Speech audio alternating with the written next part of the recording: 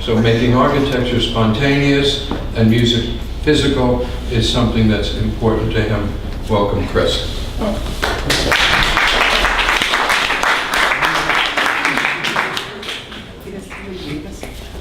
Well, thank you, Lance. Some of you don't know, he was one of my teachers in college. So that's how far back we go.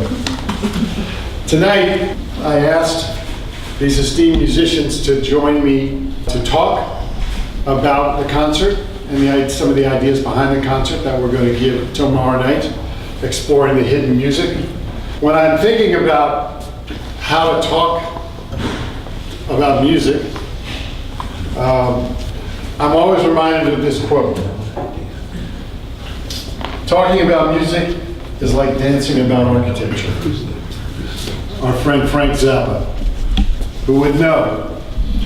So we're already starting about 10 points down here, because it's fairly impossible to really talk about the incredible things that music does and can do for the spirit. Certainly that's always been one of my interests in architecture, is how to put music into architecture on the one hand, and then as Lance said, try to make music more physical, more visual. And actually the one project in tomorrow night's concert that really brought these musicians together with me is the piece called Heartbeat that I created for the first time almost 30 years ago and have done in many different iterations. And I just thought I would show a short video about the project Heartbeat. In New York City this week, Mikhail Baryshnikov unveiled one of the most unusual performances of his career. By mixing audio and medical technology, he creates a dance from the heart. Beth Nissen explains.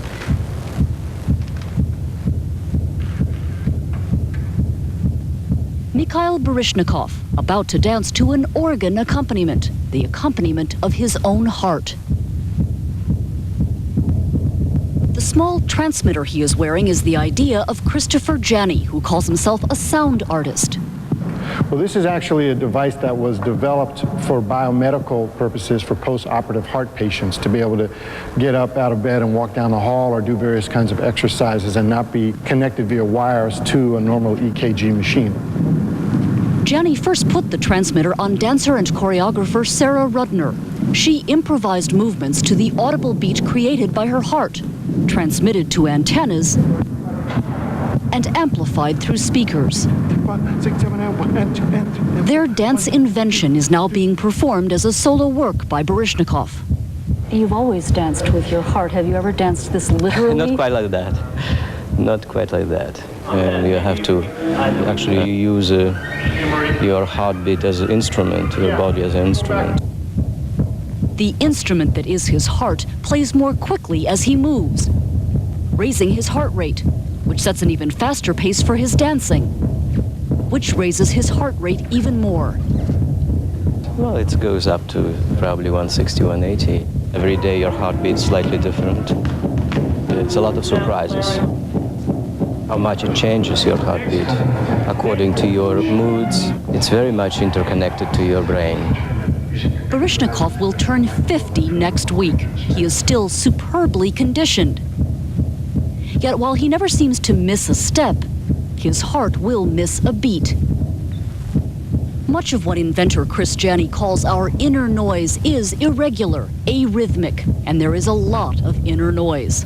You also hear some of the muscles firing, which sounds like distant thunder rumbling. There's the sound of the blood rushing through the veins. There's the sound of the joints moving. I mean, there's all kinds of things going on.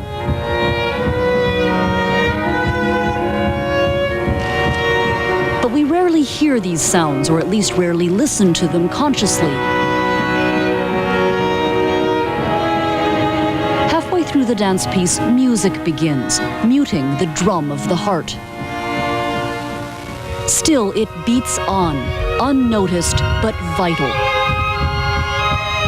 This sound is quite possibly the first sound we ever heard. It's what we heard in the womb. And what sounds all through a life, keeping time.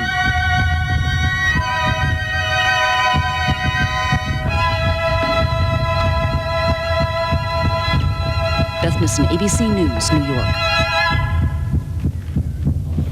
So I actually asked all the musicians that are on the program tomorrow night, including the ones that are with us tonight, to be part of a new experiment with this Heartbeat project. It certainly, for me, fell under the category of exploring the hidden music.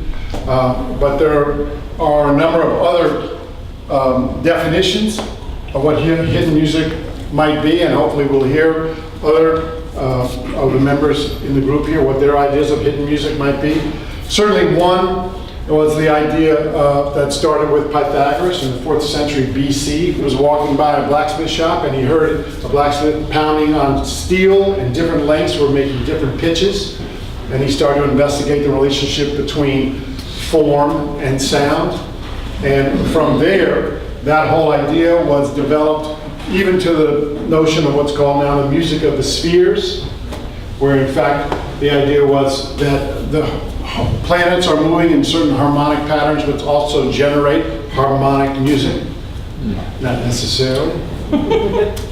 But this whole idea of what we know in architecture as a Fibonacci series, the golden mean, and then also in music we know it as perfect harmonies between major fourths, major fifths, things of this nature. Certainly interested in the relationship between the music that is within form. We see it in nature, as I said, we see it in the cosmos, and certainly one of the great places where this came to quite a head was in the Renaissance, where both the architects, the artists, and the composers developed what they considered to be a perfect music and a perfect form, both in the architecture and in this kind of choral harmonies that happened. The architects designed the cathedrals and the composers designed the music to make this almost synesthetic condition.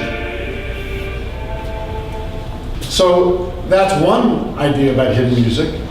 There's many others. Another was written to me by this man Oz Fritz about Mr. Robert Fripp, who was with one of the great bands, King Crimson, but also a great experimenter with music and sound.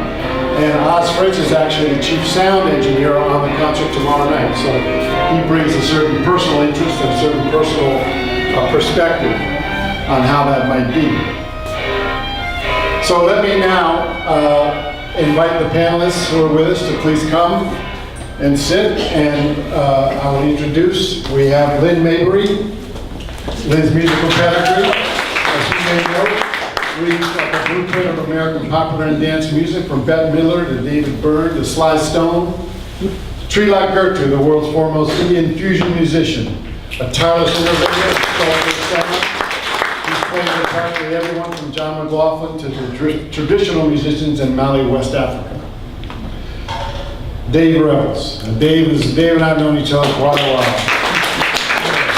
He's one of the great champions of a cappella music, and certainly has done, as a music producer and a singer, has done a lot of work with Motown projects. And I know him because I consider him, he's now the lead singer of one of the kings of a cappella, the Persuasions. Yeah.